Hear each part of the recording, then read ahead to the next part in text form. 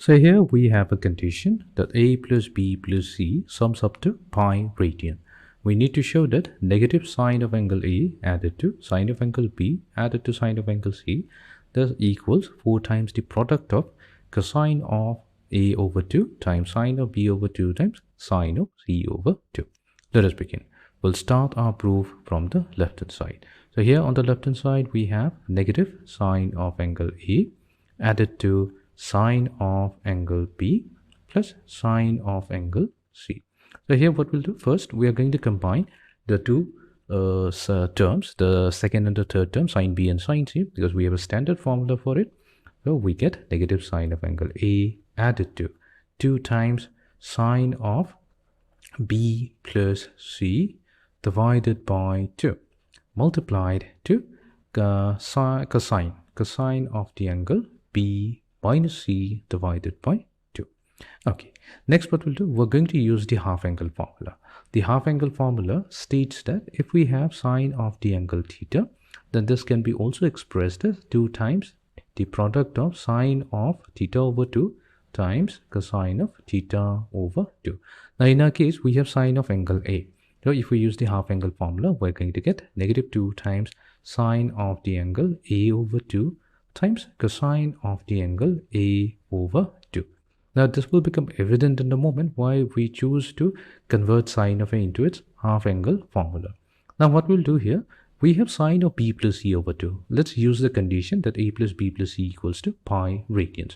We're going to use it since it is given that A plus B plus C, that's equals to pi radians.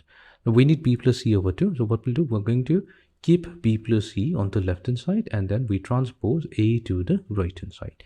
Now let's divide both sides with 2 such that we get B plus C over 2 and on the right hand side we get pi over 2 minus A over 2. We're going to now take the sine function on both sides. So taking the sine functions gives us sine of B plus C over 2 on the right hand side and sine of pi over 2 minus A over 2 on the left on the right hand side. Now sine of pi over 2 minus A over 2, we know there is a standard form which is given by cosine of the angle A over 2. In other words, we are saying that sine of B plus C over 2, this is the same as cosine of A over 2 provided A plus B plus C equals to pi radians. So now what we can do, in place of sine of B plus C over 2, we can replace it with cosine of A over 2 multiplied to cosine of the angle B minus C divided by 2. Now it makes more sense when we see that from two terms we can now take 2 times cosine of the angle A over 2 as the common factor. So that means we have negative sine of the angle A over 2 added to cosine of the angle B minus C over 2. Now what we have is a sine function and a cosine function, but we want to combine them. In order to combine them, what we'll do, we're going to convert the sine function to a cosine function. Again, we're going to use the same condition that A plus B plus C equals to pi radians. So let's use it.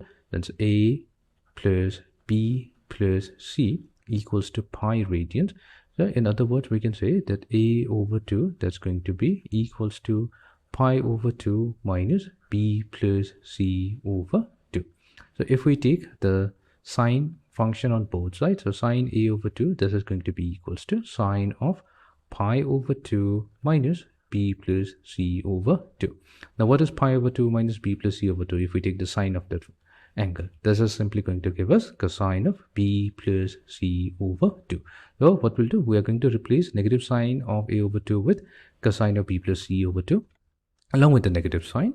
So that means we now get 2 times cosine of the angle A over 2 multiplied to, so what we'll do, we'll take the positive term as the first term. So we write it as cosine of B minus C over 2 minus.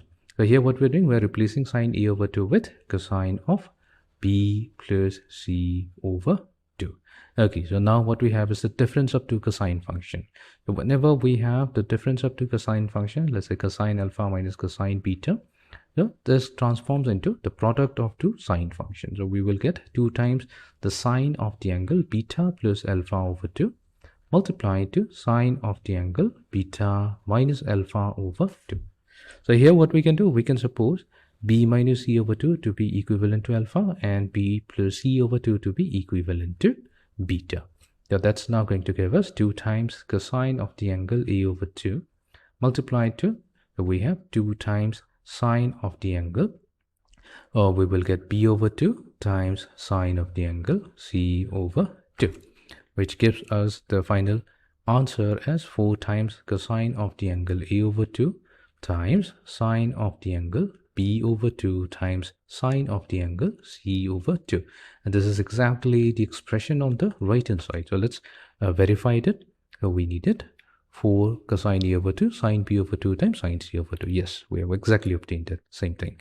So we can say that the left hand side equals the right hand side, hence proved.